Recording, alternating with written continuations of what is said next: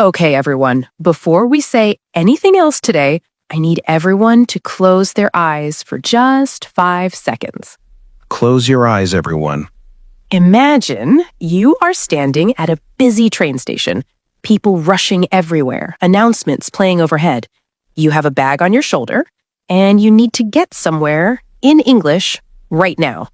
Okay, I already feel slightly stressed and we haven't even started yet. That feeling, that slight panic, that is exactly what today is about. I'm Emily. Welcome back to English Talk. And I'm Jack. And today, Emily and I are doing something we have never done before on this channel. Today, every single scene, we are going to stop and ask you, what would you say here? No list of phrases, no vocabulary table, just real moments, real decisions, real English. Think of it as a practice run for real life. Every situation we show you today, you might face tomorrow, next week, on your next trip. So, stay with us, think with us, and by the end of this video, public transport in English will feel so much less scary. Okay, Emily, where are we starting? We are starting at the very beginning. You just arrived in London. You need to get to your hotel by underground. Let's go. Scene 1. You walk into the underground station. There is a ticket machine in front of you. There is also a person at the information desk nearby. You want a single ticket, meaning one way, to central London. Jack, first question, machine or person? What would you do? Honestly, machine, because talking to a person is scarier. I completely understand. And actually, for a simple ticket, the machine is perfectly fine. But what if the machine confuses you? It asks adult or child? Easy. Then it asks peak or off-peak, and you freeze. Yes, I have frozen at this exact screen before. What does peak and off-peak mean? Peak means busy hours, usually morning and evening when everyone is commuting to work. Off-peak means quieter times, middle of the day or weekends. Peak tickets cost more, off-peak cost less. So if I am traveling at 2 in the afternoon on a Tuesday, Off-peak. You save money.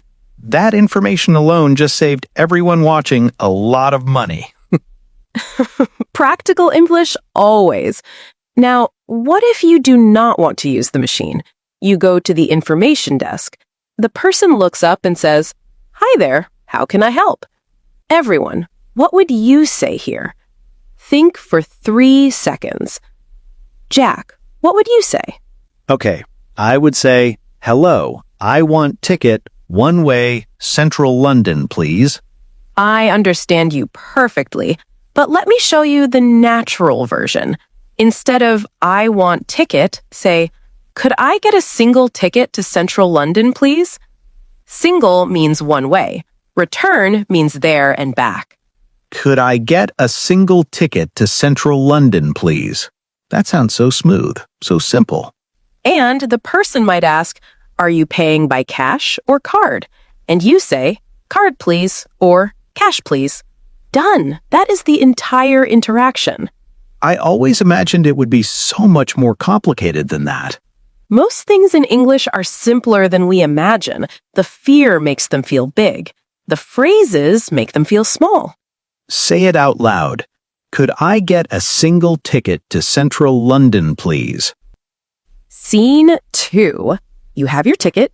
Now you need to find your platform.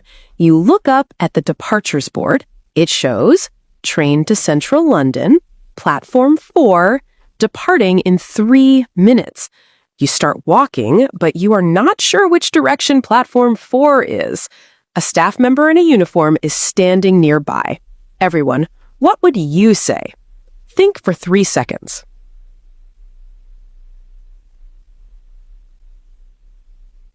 Jack?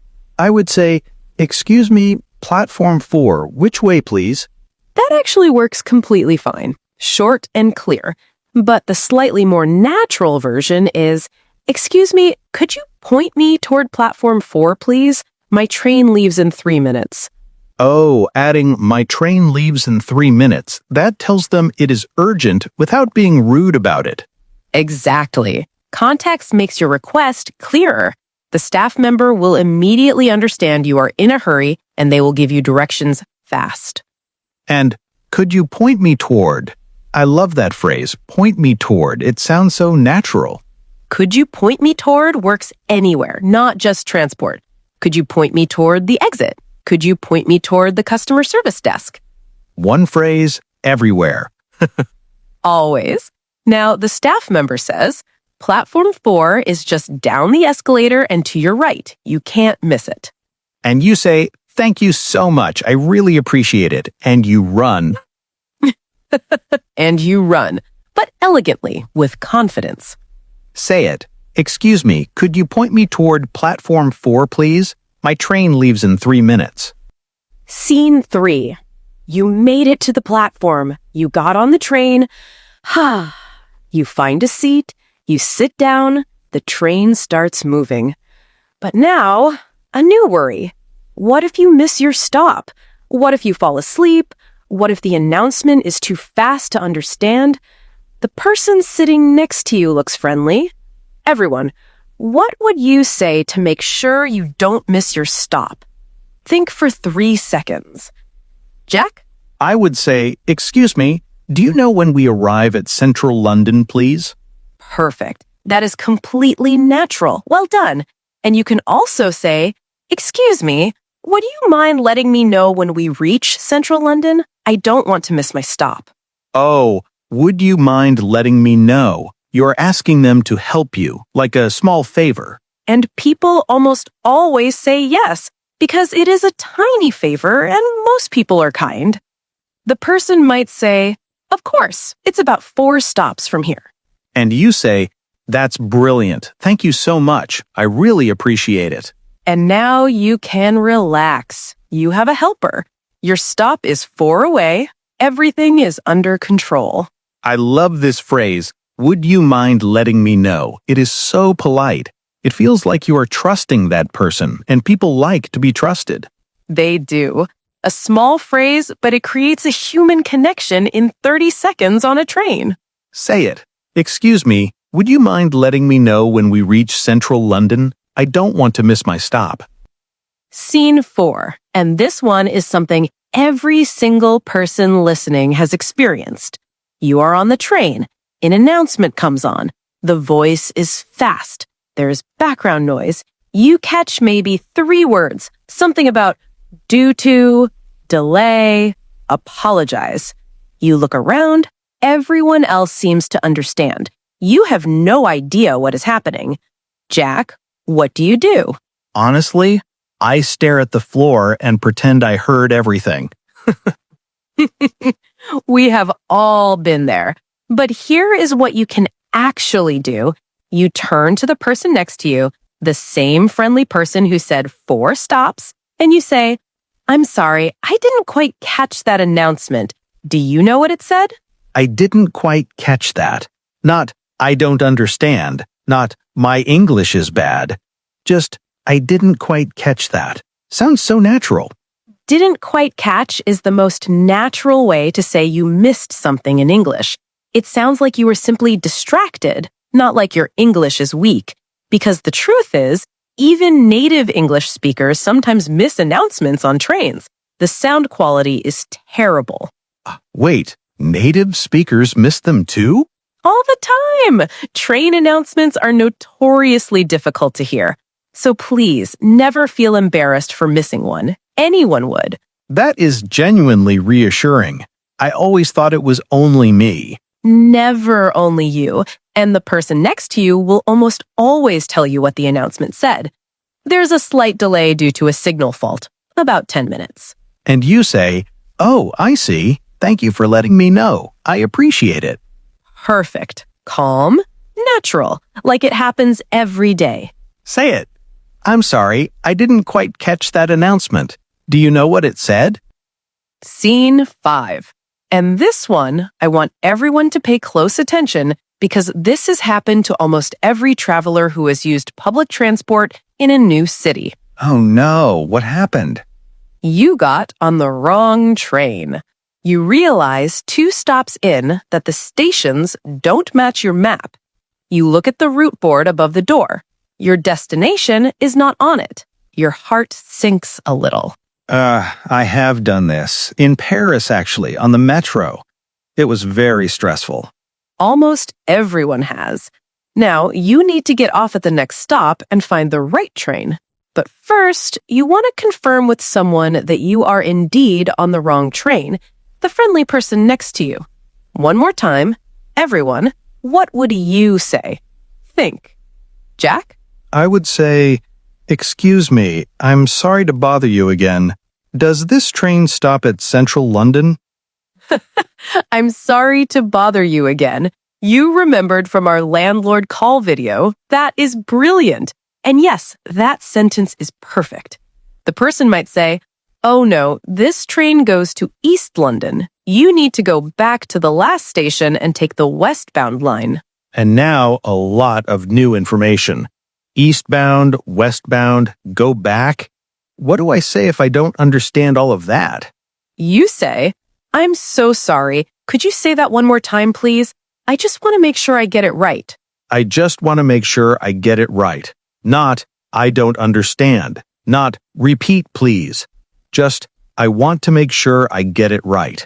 And it works every time because you are showing the person that you care about understanding, not that your English is weak. There is a big difference between those two things. One sounds like a problem, the other sounds like responsibility. Exactly. And when you get off at the next stop, you find a staff member and say, "Excuse me, I think I took the wrong train. Could you help me find the right one for Central London, please?"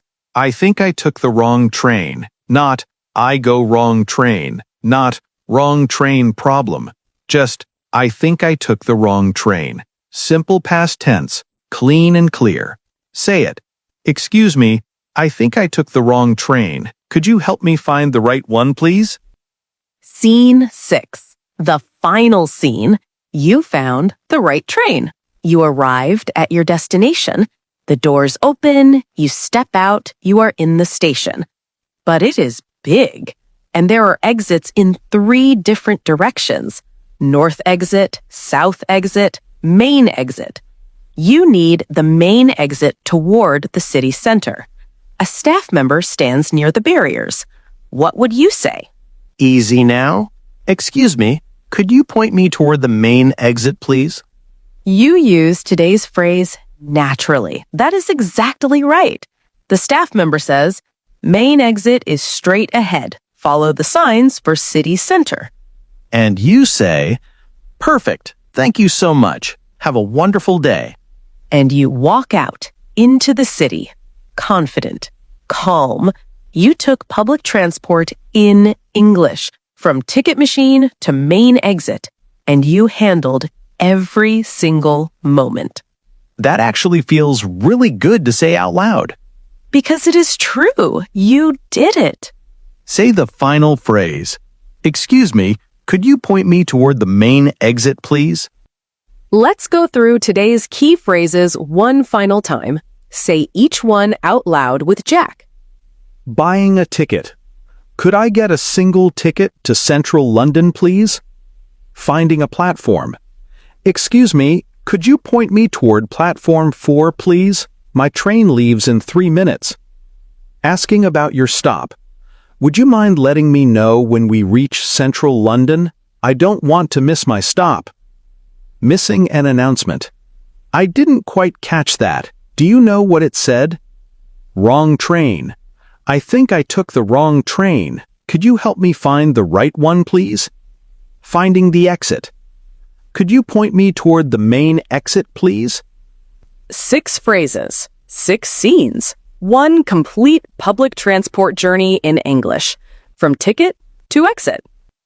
I want to say something. Go ahead. When I think about all the situations today, wrong train, missed announcement, confusing machine, these are all things that go wrong. But I noticed something. In every situation, the English to fix the problem was actually simple. That is the most important thing anyone watching can take from today. Things will go wrong. Trains will be late. Announcements will be unclear. You will take the wrong line sometimes. This happens to everyone, every traveler, every day. The difference is not whether things go wrong. The difference is whether you have the words to fix them calmly. And now, you do. Now you do. Okay, your challenge for today. And this one I am very excited about. In the comments below, I want you to answer this question. You are on a train. The person next to you falls asleep on your shoulder. What do you say to wake them up politely in English? This actually happened to me once on a bus in England. A complete stranger sleeping on my shoulder. I had no idea what to say. Write your answer in the comments. Use the natural, polite phrases from today. There is no single correct answer. We want to see your creativity and your English. We will read every comment. We genuinely love seeing how everyone thinks in English. If today's journey helped you, please give this video a thumbs up. It helps more people around the world find English Talk. And if you are not part of our family yet, subscribe right now and hit that bell. New real English every week, made for your real life. Thank you for traveling with us today. Best commute I have ever had, honestly. Take care, everyone, and remember, The right words turn any confusing journey. into a confident one. English Talk is your place to grow. See you soon. Keep practicing.